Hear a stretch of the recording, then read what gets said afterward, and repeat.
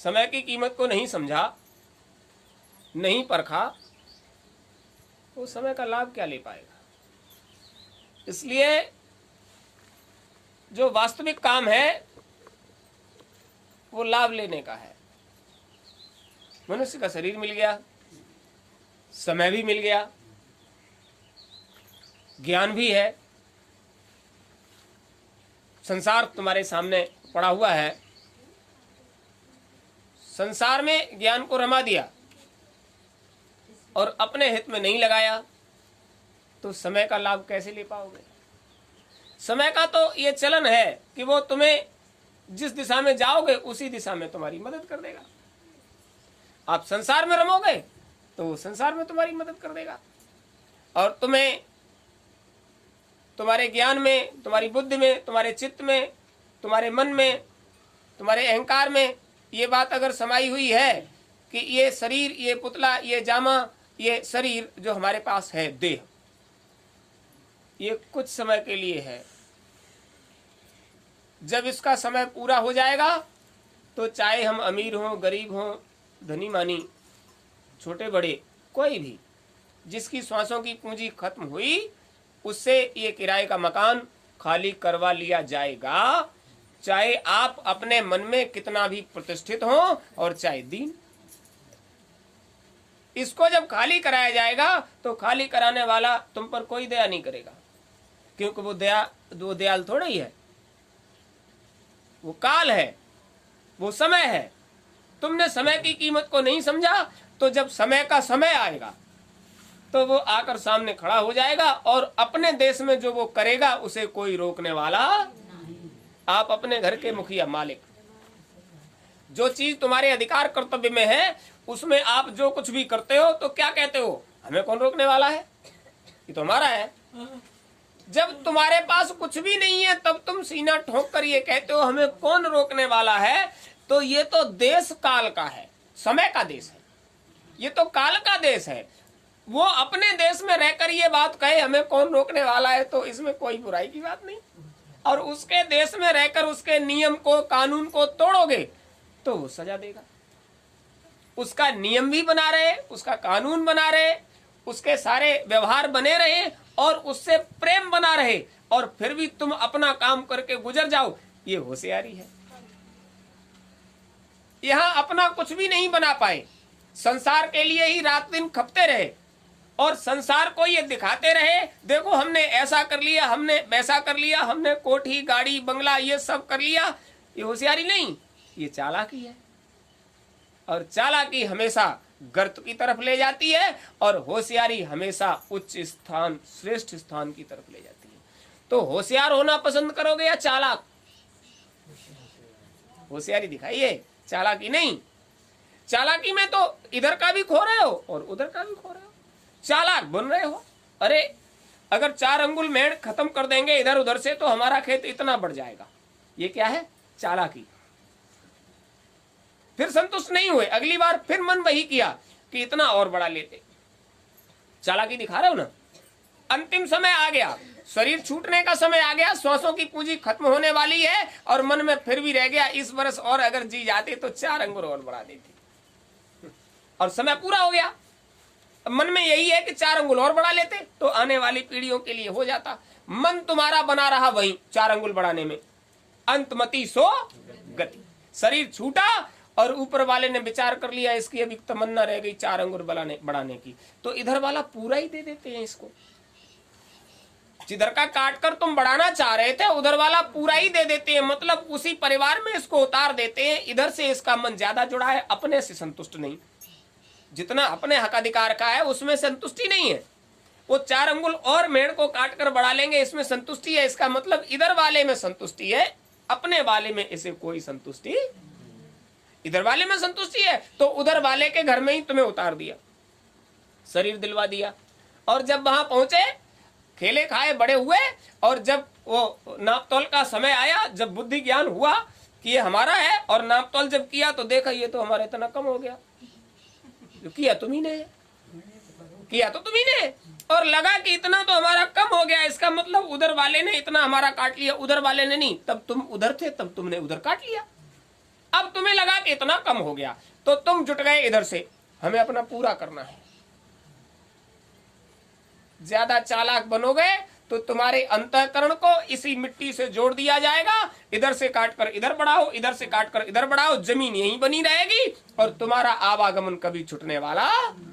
काटते रहो, इधर से काटो, उधर से काटो, इधर से काटो, उधर से काटो। अपने घर कब जाओगे? इसी को काट छांट करते रहोगे तो तुम्हारे कर्मों की काट छांट हो रही है।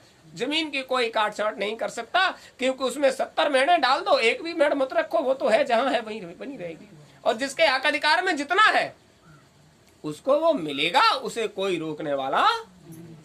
हक अधिकार में है, जितना है उसको मिलेगा, क्योंकि प्रारब्ध में जो भोग है उसको कोई मिटा नहीं सकता, वो तो तुम्हें भोगना ही पड़ेगा। और तो और बहुत बड़ी बात क्या बताएं आपको, जो शरीर से जाने अनजाने हो जाता है उसको भी तुम्हें निपटाना ही पड़ेगा। जो पातक काया से होई, बिन भोगे छूटे न। ये बात संसारियों के लिए है, संतमत वालों के लिए नहीं है। संतमत में आपसे अगर पातक बन गया है तो आपको भोगना नहीं है, काटना है। भोगना नहीं है, काटना है। और उसके लिए वो समर्थ बैठे हैं।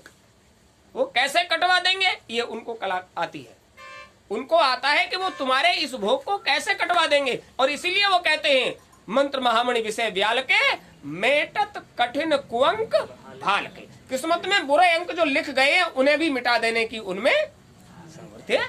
तो ऐसे के चरण शरण हो जाओ जो सामर्थ्यवान है, जो समर्थ है, उसकी चरण शरण हो जाओगे तो आप समझ लीजिए वो क्या करने वाला है ये संसार में किसी को भी पता।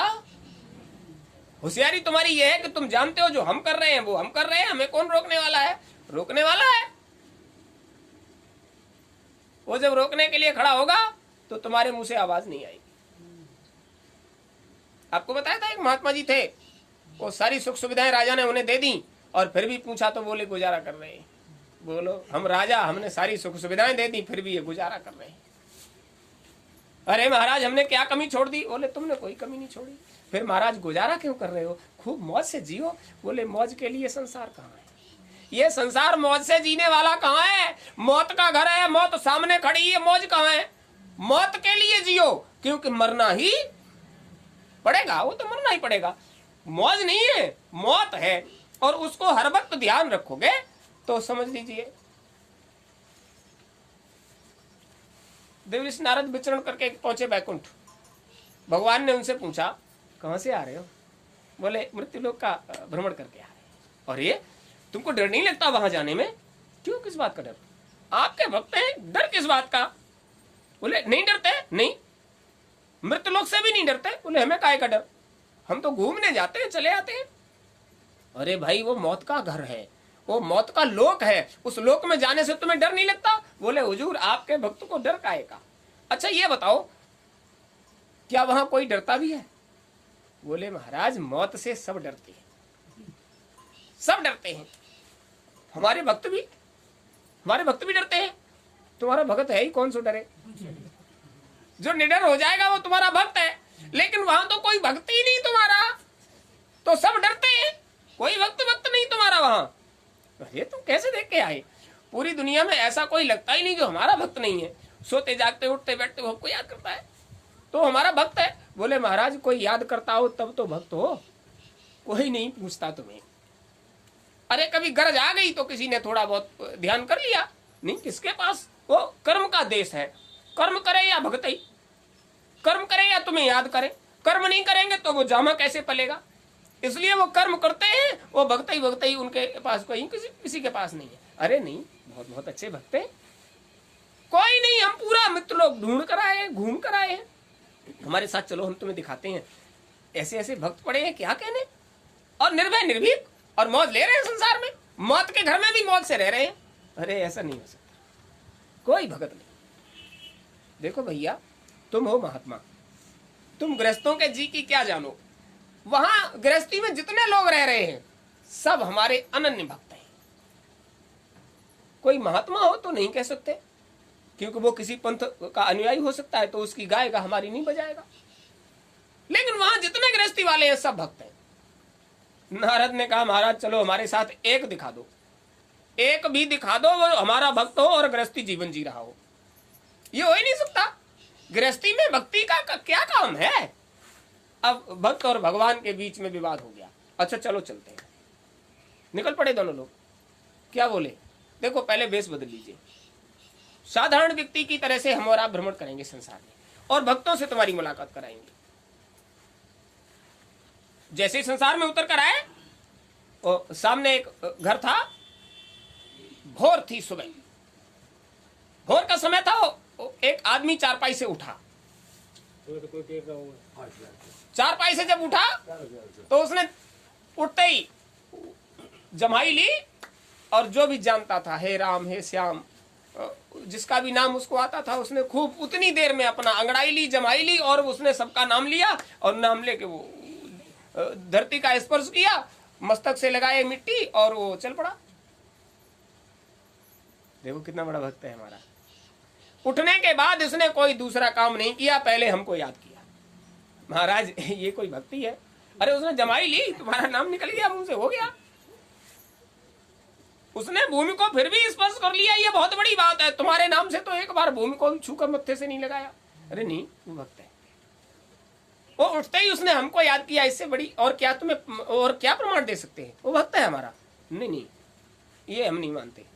भक्त होता आपका, अनन्य भक्त होता तो आपका बैठकर चिंतन करता। बोले गृहस्थी वाला है, इतना समय उसके पास कहाँ है जो घंटों बैठकर चिंतन करे? लेकिन वो याद रखता है हमको।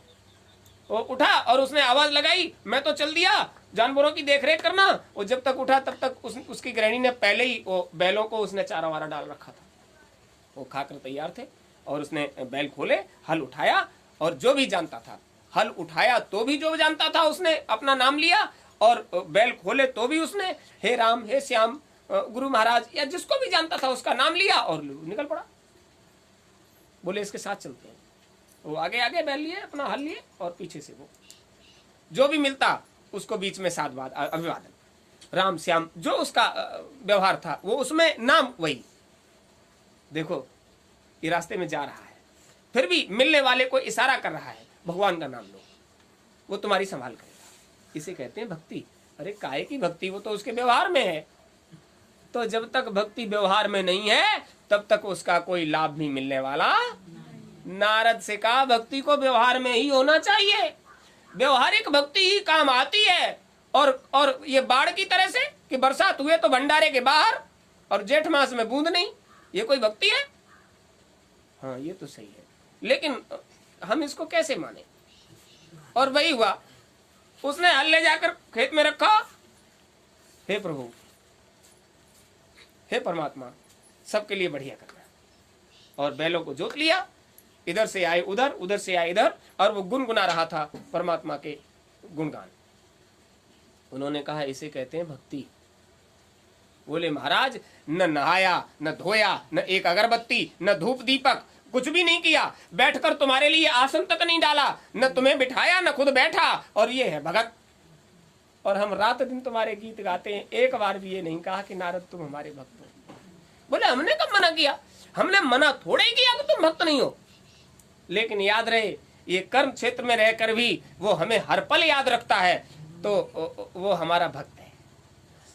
उसके अंतर में जब हम हैं तभी तो हमको याद करता है। बोले महाराज ये कोई बात नहीं हुई, हम रात दिन आपको रटते हैं, प्रशंसा इन लोगों की करते हो, गृहस्थों की प्रशंसा करते हो, हम रात दिन रटते हैं, कभी आपने ये नहीं कहा कि नारद तुम वास्तव में हमारे भक्त हो। बोले हमने मना नहीं किया, चलो चलो चलते हैं। ले गए। बोले आज हमारे कहने से एक काम कर दीजिए, हम ये देखते हैं तुम अच्छे साधकों में गिने जाते हो, तुम्हारी साधना कितनी सफल है। अच्छे साधकों में गिने जाते हो, तुम्हारी साधना को देखते हैं कितनी सफल है। अरे बिल्कुल देख लीजिए, हम तो भगवान की सेवा में हर वक्त हाजिर रहते हैं, हाजिर है, और आप बताइए क्या सेवा करें। बोले नहीं, एक ही काम कर दीजिए, हमारे इस बैकुंठ का एक परिक्रमा करके आइए। और हाथ में दे दिया एक तेल से भरा हुआ कटोरा, इस कटोरे को देख लीजिए, आप हमारे बैकुंठ का एक परिक्रमा करिए, लेकिन ध्यान रहे ये भरा हुआ है, इसमें से एक बूंद भी तेल नीचे नहीं गिर जाए, इसका ध्यान रखना। ये हमारे हाथ का दिया हुआ है, एक बूंद भी तेल जमीन पर नहीं गिरना चाहिए। जाओ इतना काम करके आ जाओ। नारद ने दृष्टि जमा ली उसकी किनारी पर, गगनगामिनी विद्यावती और पूरा परिक्रमा करके आ गए। बोले महाराज एक बूंद किनारी के बाहर नहीं निकलने दी हमने। हो गया, दिखाओ दिखाओ, अगर गिरी होगी तो कम हो गया होगा। बोले महाराज देख लीजिए। बोले नहीं कम हुआ, कम नहीं हुआ, वास्तव में तुम अच्छे साधक हो। लेकिन एक बात हमको बताइए, इस बीच में तुमने हमें कितनी देर याद किया, कितनी बार याद किया? बोले महाराज तुम्हारी तरफ ध्यान चला जाता तो तेल की बूंद गिर जाती है। बोलिए नारद, वो बेचारा संसार के सारे कर्म करता और फिर भी हमको याद रखता, और तुम्हें एक छोटा सा काम दिया और उस काम में तुम हमको भुला बैठे, तो तुम बड़े भगत या वो? तो आप समझ लीजिए, अच्छे भक्तों की गिनती का मतलब है कहीं भी हो, कैसे भी हो, जिसके लिए आपने जीवन समर्पित कर दिया है, अंतःकरण में वो हर वक्त याद बना रहे, ये भक्ति का पहला लक्षण है। हम संसार में अपनी होशियारी जाहिर करते हैं, हम अपने ज्ञान का चर्चा करते हैं, और कहीं भी जाते हैं तो क्या कहते हैं? हमने 25 साल पहले ज्ञान ले लिया है, हम बचपन से ज्ञान लिए हुए हैं, अच्छे संतों महात्माओं की शरण में उठते बैठते हैं,